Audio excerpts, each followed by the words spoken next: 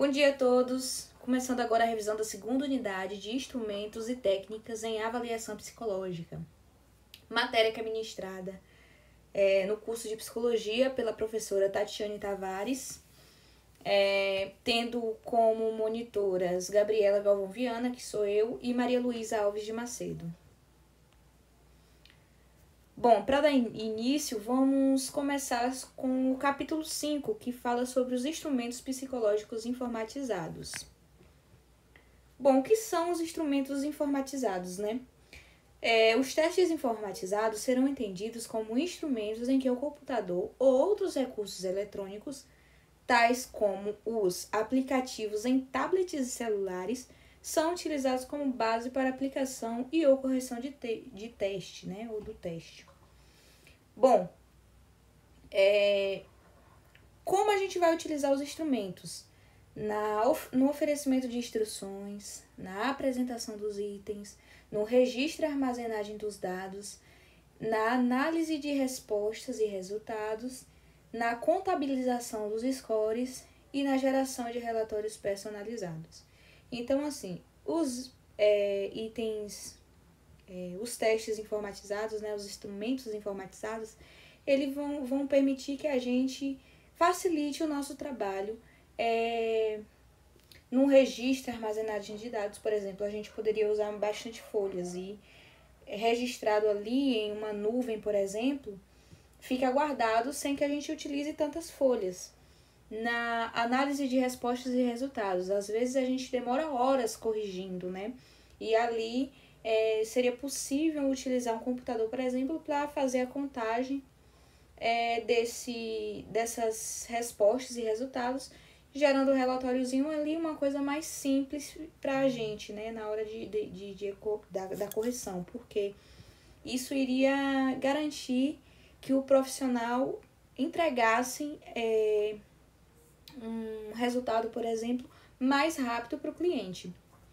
Lembrando que os testes informatizados são aqueles aplicados ou corrigidos com o auxílio de computador, tablets e celulares. E isso inclui as instruções, né, como está lá em cima, na apresentação de itens, no armazenamento de dados e na emissão de relatórios. O histórico. As primeiras experiências dos testes informatizados está bem lá no início da década de 30, é uma coisa bastante antiga. Tudo começou com o primeiro uso de métodos informativos na década de 30, entre 30 e 50. Houve um crescimento significativo entre os anos 70 e 80. Voltando para a década de 30, entre 1930 e 1960, houve as primeiras tentativas de administração de testes psicológicos infantis, certo? Aí, após isso, houve um crescimento, né, significativo. Em 1970 e 80, houve a construção de testes informatizados, né? Também houveram estudos em comparação à versão tradicional e à versão computadorizada, a normatização. E no período aí de 1986, houve a criação da APA, que são documentos normativos, e o ITC, que é de 2005, que regulam as práticas e garantem a qualidade dos instrumentos. Falando sobre um pouco das normas e ética, existem algumas resoluções, como a resolução do CFP 011 de 2000 e 02 de 2003, que permitem o uso de testes informatizados desde que garantam a segurança, a validade e a precisão. Porque imaginem aí, se a gente fizesse um teste, mas ele não tivesse a segurança dos dados do cliente, né? Se acontecesse de vazar. Então, assim, tudo é responsabilidade do psicólogo. Então, assim como os testes físicos, a responsabilidade é sempre do psicólogo, de manter esses dados seguros. Temos o CETEPS, que é o sistema responsável. A gente fala do CETEPS, na verdade, desde a primeira unidade, que é o sistema responsável por aprovar os testes psicológicos no Brasil. Só para vocês lembrarem que o CETEPS não comercializa nenhum teste. Ele é só uma plataforma de consulta, certo? Para que fique bem claro para vocês. Na área da avaliação neuropsicológica, observem que foi observado, né, de Macedo e et al., eles observaram que a existência de diversos instrumentos com versões computadorizadas, como teste de maturidade para leitura, teste de prontidão para leitura, teste de Boston para diagnóstico diferencial de afasias e escala de maturidade mental Columbia, demonstrando um crescimento nessa área específica. Na área da neuropsicologia, tem bastante crescimento nessa área ao decorrer dos anos, né? Falando um pouco sobre as vantagens e as desvantagens. Nas vantagens, a aplicação mais rápida e padronizada, maior precisão no tempo de resposta e correção, economia de materiais e tempo, possibilidade de uso de recursos multimídia e facilitação de armazenamento e análise de dados. A desvantagem: o acesso desigual a recursos tecnológicos. Alguns clientes não vão ter, por exemplo, um tablet ou um computador. A influência da familiaridade com a tecnologia dos resultados, porque alguns clientes também não conseguem ter domínio, né, num teclado, por exemplo. Dificuldades de supervisão e risco de quebra de sigilo e falhas técnicas, porque, querendo ou não, os testes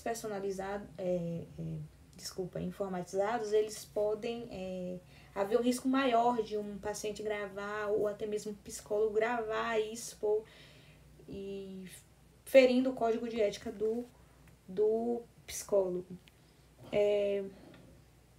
Sobre a parte offline e online, eu acabei esquecendo de fazer um slide próprio para isso, mas eu vou disponibilizar o resumo lá para vocês e está lá, e eu vou grifar para vocês verem. Mas existe a parte offline e online, onde existe a aplicação aberta. A aplicação aberta é aquela que é realizada sem a supervisão direta do avaliador ao longo da aplicação. Existe a aplicação controlada, que é utilizada por meio de identificação do usuário e utilização de uma senha de acesso. Precisa da senha de acesso para o cliente fazer, lembrando que a aplicação controlada não necessariamente precisa da supervisão do avaliador. A aplicação supervisionada é aquela que apresenta supervisão durante a aplicação, além de necessitar permissão de acesso do avaliando ao teste. E temos a aplicação administrada, que é aquela que apresenta alta supervisão e controle ao longo da aplicação. Bom, agora eu vou falar também sobre um pouquinho dos desafios e as críticas. A possibilidade de confiabilidade e validação dos testes em ser influenciada pelo modo de administração. Isso significa influenciar na medida. Isso é um desafio e é uma crítica também, né? A chance de familiaridade com o computador afetar o desempenho e as respostas dos participantes, uma vez que nem todos os sujeitos têm a mesma quantidade de contato e habilidade com essa ferramenta. Mais uma crítica e um desafio é qual das versões é mais acessível aos respondentes e com qual se sentem mais à vontade para a realização do teste.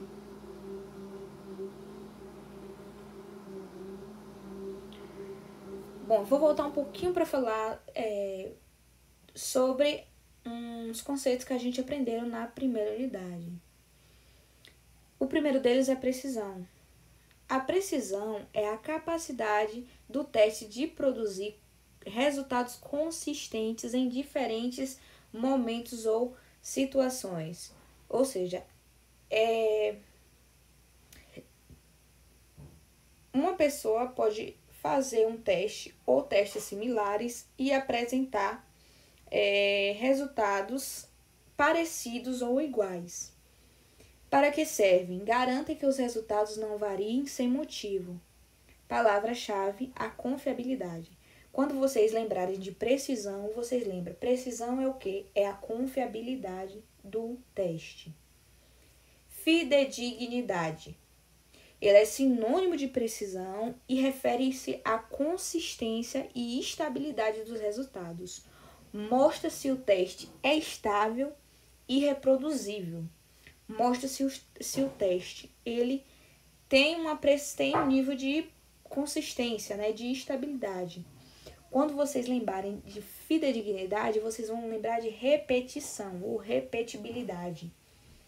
Por quê? Na fidedignidade existe o reteste, que é quando a pessoa refaz um teste ou um teste diferente e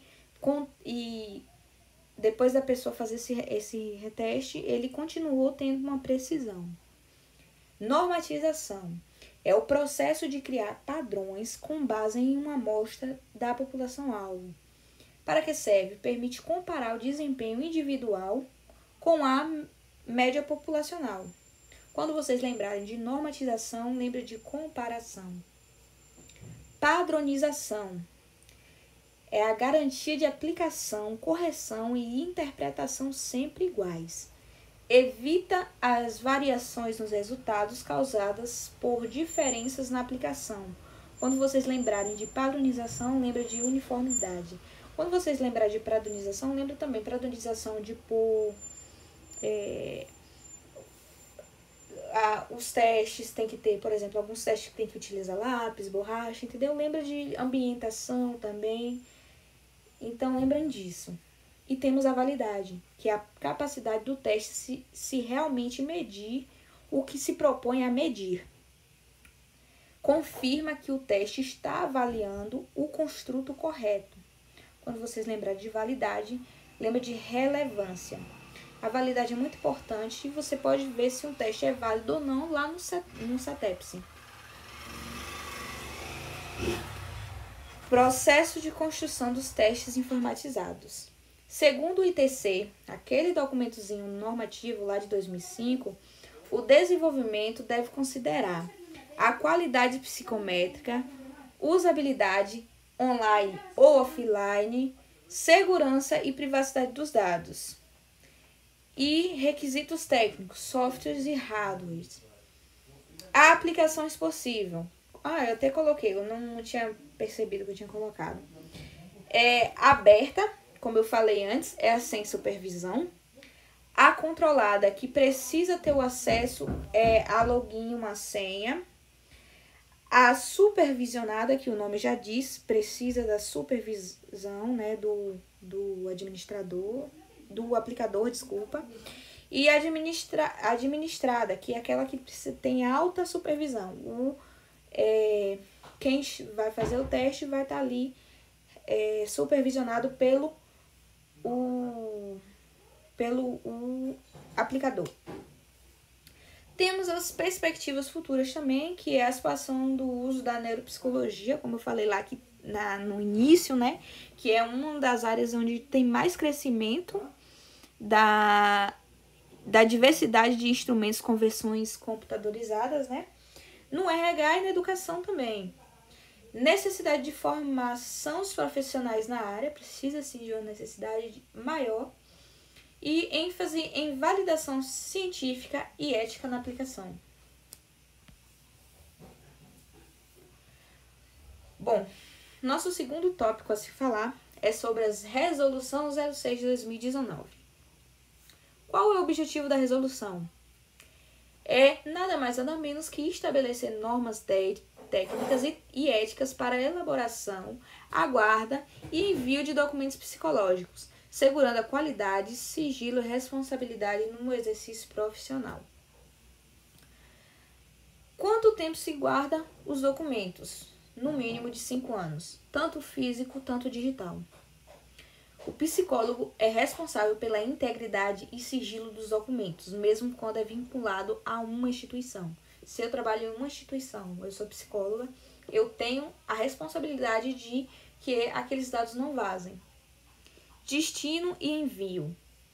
Eles são entregues diretamente ao beneficiário, responsável legal ou solicitante que pediu, né, em entrevista devolutiva. E é obrigatório, né, que o psicólogo tenha um protocolo de entrega com a assinatura de quem for pegar. Normalmente a gente entrega diretamente para a pessoa, para o cliente, né, que fez o teste. A estrutura dos documentos, isso é uma parte muito importante. Todos devem conter identificação clara do psicólogo, com CRP, nome completo, objetividade, precisão e ausência de linguagem opinativa sem base científica, uso de referencial teórico e técnico adequado, numeração e rúbrica nas páginas, com assinatura final. Como elaborar os documentos psicológicos? As orientações são da resolução CFP número 06 de 2019. Aquela linda, maravilhosa, que eu inclusive mandei para vocês também. E vou mandar novamente junto com o livro.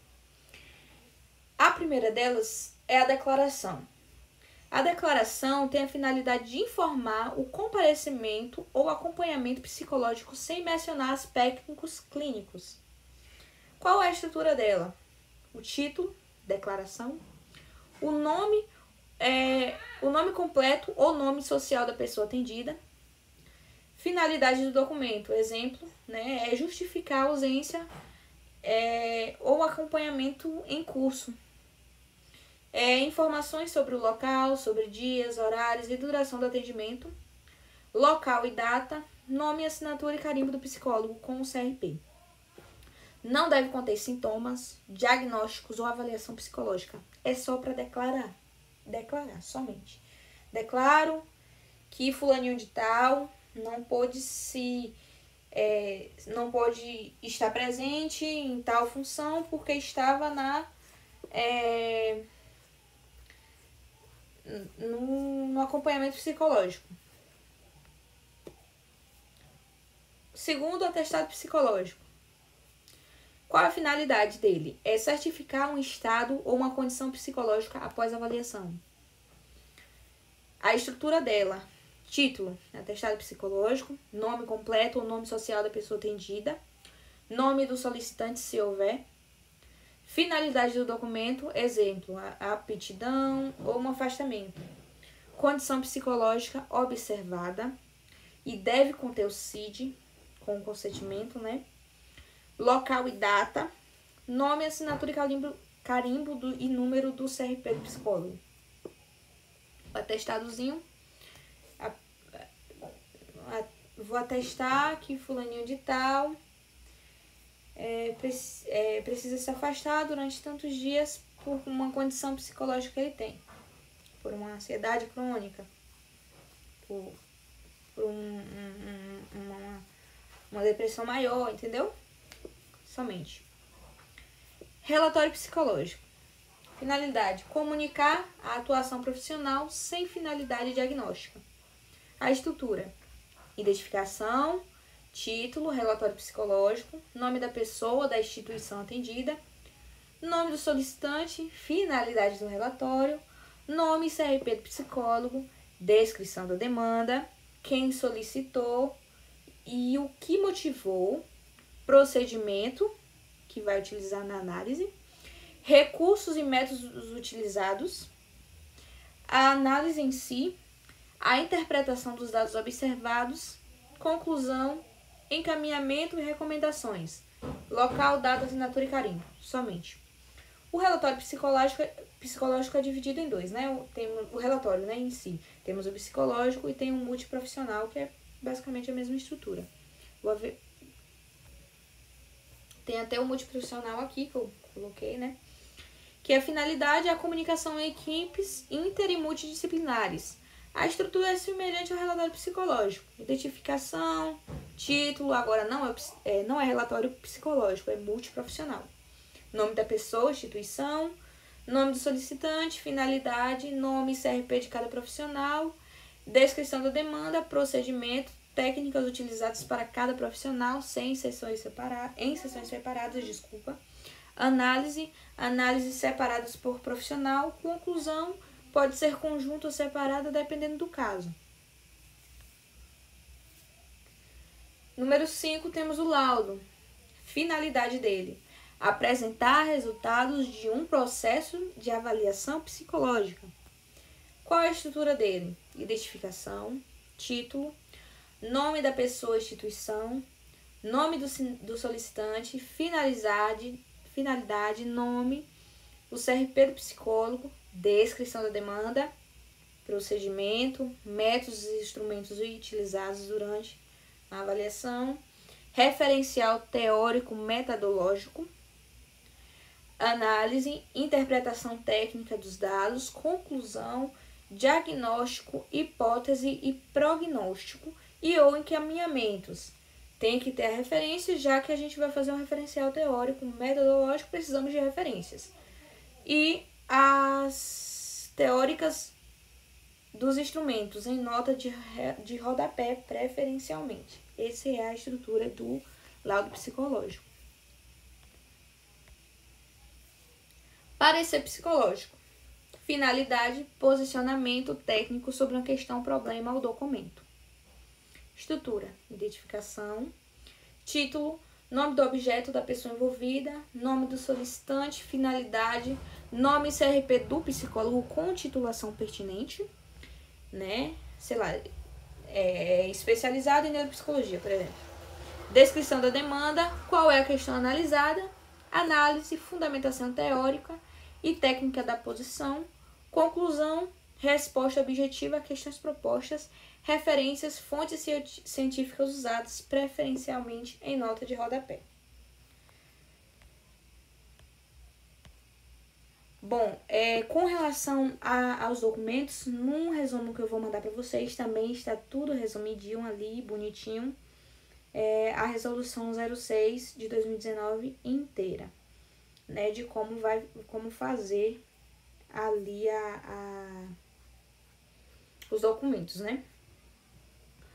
Outro ponto importante que provavelmente cairá na prova é sobre o teste de atenção. E para isso vamos começar com os tipos de atenção. Nós temos 4 delas, né? 4 tipos de atenção, que eu vou falar um pouco sobre cada uma delas. A atenção seletiva é a capacidade de focar em um estímulo específico enquanto ignora outros estímulos irrelevantes. Exemplo: escutar em uma conversa em um ambiente barulhento. Você consegue escutar uma conversa, mesmo estando um monte de pessoa conversando ao mesmo tempo, você consegue escutar uma conversa em específico, porque você está utilizando a atenção seletiva. Você selecionou uma conversa para escutar. Temos a sustentada ou concentrada, é basicamente a mesma, que é a habilidade de manter o foco em uma tarefa por um longo período. Exemplo: manter-se concentrado lendo um livro por vários minutos ou horas. Isso é atenção sustentada ou concentrada. A atenção alternada é a capacidade de mudar o foco entre diferentes tarefas ou estímulos. Exemplo: responder uma mensagem aqui no WhatsApp enquanto assiste a uma aula que é online, por exemplo. Isso é a atenção alternada, né? É você alternar a sua atenção entre um telefone, uma coisa, e enquanto está fazendo outra. Bom, eu não me atentei e acabei repetindo seletiva aí. Mas essa última não é a seletiva, é a dividida, que é a capacidade, né, de prestar atenção a múltiplos estímulos ou tarefas simultaneamente. É se dividir, fazer 2 coisas ao mesmo tempo. Por exemplo, cozinhar enquanto conversa com alguém ou assistir algo na televisão. Isso é um exemplo de atenção dividida, não é seletiva. No meu resumo tá lá tudo certinho para vocês não se embolarem. Mas a primeira é seletiva, essa que tá em cima aí, e a de baixo é dividida, certo? Bom, falando um pouco sobre os testes de atenção, eu não coloquei no slide também, mas no resumo vai estar. Alguns testes que temos, né? que é a escala de atenção seletiva visual. Temos a TED, que é o teste de atenção dividida, que fornece uma medida referente à capacidade e que é utilizada em adultos, né, de 18 a 72 anos. E temos o TELT, que é para teste de atenção alternada, né, que avalia a capacidade que o sujeito tem para focar a atenção. Acho que na prova vocês vão ter que se atentar um pouquinho a isso. Há alguns testes que apareceram aí que Tati deu, porque pode ser que caia na prova. Temos o AC também, que é um teste bastante utilizado, né? Que é o teste de atenção concentrada, que é o teste. O AC, ele mede a capacidade de concentração do indivíduo. Como funciona? O sujeito precisa identificar os símbolos específicos entre um conjunto de outros. O objetivo dele é avaliar a habilidade de manter atenção e concentração. O AC é um dos testes mais utilizados, então, assim, ele ocorre, né, em diversas situações, né, em psicodiagnóstico, seleção de pessoal, obtenção de CNH. Ele também está relacionado com a memória, né, e também está relacionado com a qualidade com que as pessoas executam as tarefas que se propõem a realizar no seu dia a dia.